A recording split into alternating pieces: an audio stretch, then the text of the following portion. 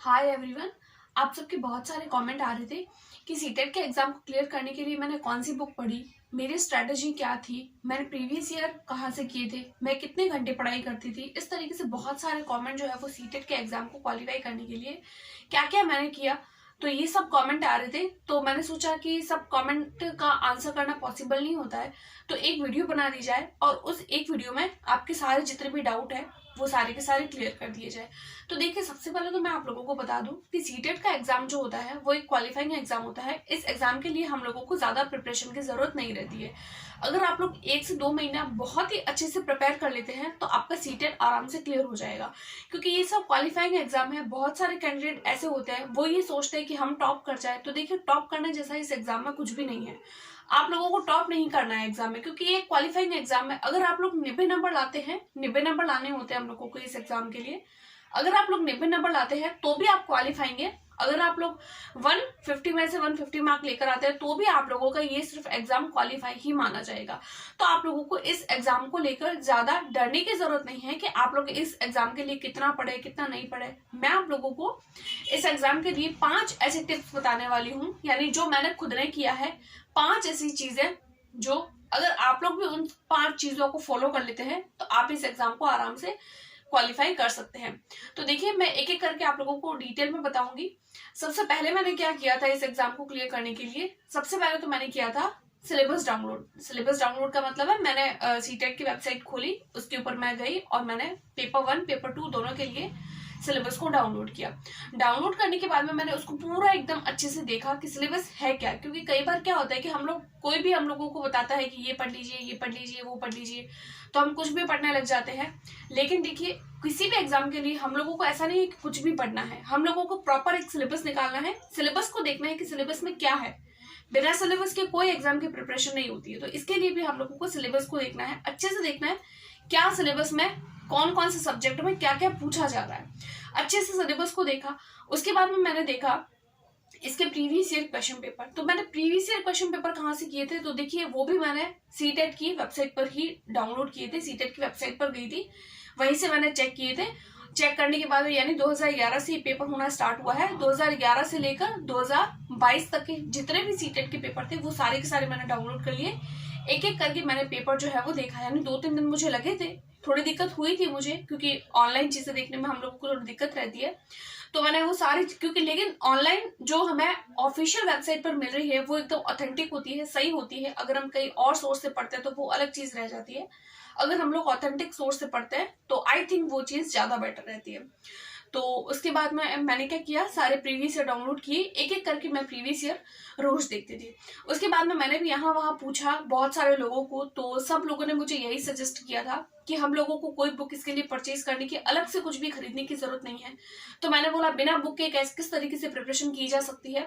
तो मैंने क्या किया, पेपर 2 के लिए मैंने मेनली फोकस पेपर 2 पे किया था। पेपर 2 के लिए जब हम अच्छे से प्रिपेयर करते हैं तो पेपर 1 हमारा अपने आप क्लियर हो जाता है। क्यों हो जाता है ये जब मैं आप लोगों को सारी की सारी बात बताऊंगी वीडियो के एंड में, आप लोगों को खुद ब खुद समझ आ जाएगा कि पेपर 1 किस तरीके से क्लियर हो रहा है। हम लोगों को क्या करना है, अगर हम लोग पेपर 2 के लिए अगर हम लोग प्रिपेयर कर रहे हैं, हम लोगों को 6, 7, 8 की एनसीईआरटी की बुक्स डाउनलोड करनी है। या अगर आपके पास में ऑफलाइन है तो अच्छी बात है, अगर ऑफलाइन नहीं है तो आप आरबीएससी की वेबसाइट पर या फिर एनसीईआरटी की जो ऑफिशियल वेबसाइट है उस पर भी जाकर ले सकते हैं। आरबीएससी की वेबसाइट पर भी आप लोगों को आराम से मिल जाती है, क्योंकि आरबीएससी में भी आजकल जो है वो एनसीईआरटी ही चल रही है। तो वहां की वेबसाइट से भी आप लोगों को आराम से एनसीईआरटी बुक मिल जाएगी। तो या फिर वहां से चाहिए या फिर किसी भी और वेबसाइट से अगर आप लोगों को मिल रही है तो आप लोग एनसीईआरटी की बुक्स डाउनलोड कर लीजिए। अगर आप लोग साइंस मैथ्स से है तो साइंस मैथ्स की, अगर आप लोग एसएसटी से है तो एसएसटी की। उसके बाद में आप लोग अपना सब्जेक्ट पढ़ना स्टार्ट करिए। आप सिलेबस देखिए क्या टॉपिक है। मान लीजिए फर्स्ट टॉपिक है फूड, तो आप उसको देखिए। फिर देखिए 6, 7, 8 क्लास की साइंस की बुक में फिर फूड टॉपिक में से क्या क्या प्रीवियस ईयर क्वेश्चन पूछे गए हैं, उन्हीं क्वेश्चन के आसपास के जितने भी क्वेश्चन है उन सारे क्वेश्चन को देख लीजिए। तो आप लोगों का वो टॉपिक अपने आप क्लियर हो जाएगा। उसके बाद में आप फिर से प्रीवियस ईयर लगाइए। इससे क्या होगा, आप लोगों का वो टॉपिक भी क्लियर हो जाएगा, साथ साथ में प्रीवियस ईयर क्वेश्चन भी हो जाएगा। तो इस तरीके से आप मैथ्स के लिए करिए।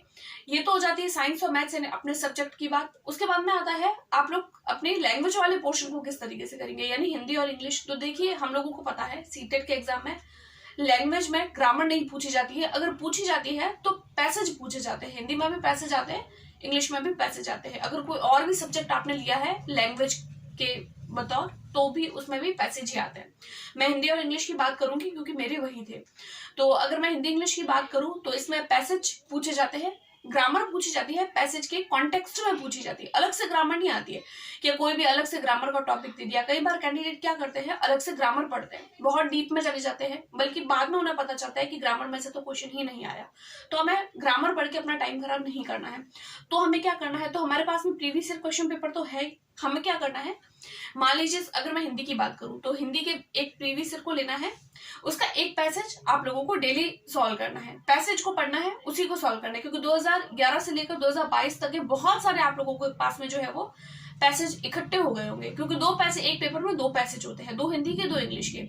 उसके अलावा अभी जो ऑनलाइन पेपर होता था तो उसमें तो एक महीना पेपर चलता था, तो वो आपके पास में कम से कम जो है वो बहुत सारे, इस तरीके से बहुत सारे आप लोगों के पास में पैसेज इकट्ठे हो गए होंगे। अगर आप लोग महीना भर भी पैसेज की प्रैक्टिस करना चाहते हैं तो भी आराम से, इतने तो होंगे 30-40 पैसेज तो आप लोगों को आराम से मिल जाएंगे।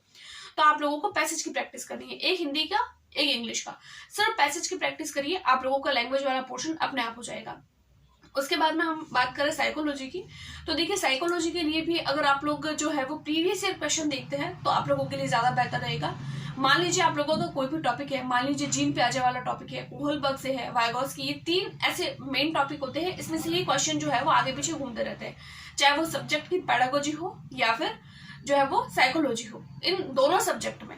तो आप लोगों को कुछ कुछ टॉपिक जो मेन टॉपिक है उनको पकड़ना है, उन टॉपिक्स के प्रीवियस ईयर करने हैं। देखिए ये जो एग्जाम होता है इसमें मेन प्रीवियस ईयर ही आते हैं plus NCERT, previous year NCERT, ये 2 चीजें पढ़िए, आपका एग्जाम अपने आप क्लियर हो जाएगा। क्योंकि मैंने खुद ने भी यही किया है, मैंने खुद ने भी अपने एग्जाम को जो है वो सिर्फ बहुत ही कम प्रिपरेशन में और बहुत ही अच्छे मार्क्स से क्लियर किया है। तो मैं आप लोगों को यही सजेस्ट करूंगी, आप लोगों को प्रीवियस ईयर करना है, सिलेबस को जरूर देखना है, प्रीवियस ईयर देखना है, उसके अलावा आप लोगों को एनसीईआरटी पढ़नी है। एज अ टेस्ट सीरीज आप लोग क्या करेंगे, तो देखिए टेस्ट सीरीज के लिए आप लोगों को अलग से कुछ भी खरीदने की जरूरत नहीं है, कुछ भी आप लोगों को अलग से कोई कोचिंग ज्वाइन करने की जरूरत नहीं है। एज अ टेस्ट सीरीज आप लोगों को फिर से प्रीवियस ईयर ही लगाने, क्योंकि जब आप लोग प्रीवियस ईयर लगाएंगे तो आप लोगों के अंदर एक कॉन्फिडेंस आएगा, आप लोगों को पता चलेगा कि क्वेश्चन कितने रिपीट हो रहे हैं, बहुत ज्यादा रिपीट होते हैं स्पेशली सीटेट के पेपर में। और कोई एग्जाम नहीं है जिसके अंदर क्वेश्चन रिपीट हो, बट सीटेट के एग्जाम में मोस्ट ऑफ क्वेश्चन जो है वो रिपीट होते हैं। मान लीजिए कोई वाइगॉस्की से रिलेटेड टॉपिक है या उससे रिगार्डिंग कोई क्वेश्चन आ रहा है, तो वो क्वेश्चन और उसी के आसपास मिलता जुलता आप लोगों को अगले साल क्वेश्चन मिल जाएगा, फिर उसके अगले साल फिर से उसी से मिलता जुलता क्वेश्चन, तो यानी कि क्वेश्चन इतने रिपीट होते हैं बहुत ज्यादा। उसके अलावा आप लोग अपने एनसीईआरटी से जो है वो करेंगे ही अपने कंसेप्ट क्लियर, तो एनसीईआरटी से कंसेप्ट क्लियर करिए प्लस प्रीवियस ईयर क्वेश्चन लगाइए। टेस्ट सीरीज प्रीवियस ईयर ही करनी, इसके अलावा कुछ भी नहीं करना है। और हो सके तो अपने नोट्स भी बनाने हैं, मैंने भी अपने नोट्स बनाए थे, किस तरीके से बनाए थे वो भी मैं प्रीवियस वीडियो में आप लोगों को बहुत बार बता चुकी हूँ, तो बार बार एक ही बात बता के मैं आपका मेरा टाइम नहीं खराब करना चाहती हूँ। मैंने भी अपने हैंड रिटन नोट्स बनाए थे, नोट्स को ही मैं रिपीट करती थी, शॉर्ट नोट्स बनाए थे ताकि मुझे क्विक रिवीजन में हेल्प कर सके, क्योंकि हम पढ़ते तो है रिवीजन नहीं कर पाते, तो रिवीजन इंपॉर्टेंट होता है कोई भी एग्जाम क्रैक करने के लिए। तो आप लोगों को रिवीजन करना है प्लस पढ़ाई करिए, उसको रिवीजन करिए, प्रीवियस ईयर लगाइए, एज अ टेस्ट सीरीज आप लोग प्रीवियस ईयर करिए, आप लोगों का सीटेट आराम से क्लियर हो जाएगा। इसके अलावा आप लोगों की अगर कोई भी और क्वेरी है सीटेट के लिए या और भी किसी एग्जाम के लिए, तो आप मुझे कमेंट करिए, हो सकेगा तो मैं आप लोगों को रिप्लाई देने की कोशिश करूंगी, वरना आप लोगों को वीडियो बनाकर भी शेयर करूंगी। आई होप सो आपको मेरी वीडियो पसंद आई होगी। मिलते हैं नेक्स्ट वीडियो में, तब तक के लिए टेक केयर, बाय बाय।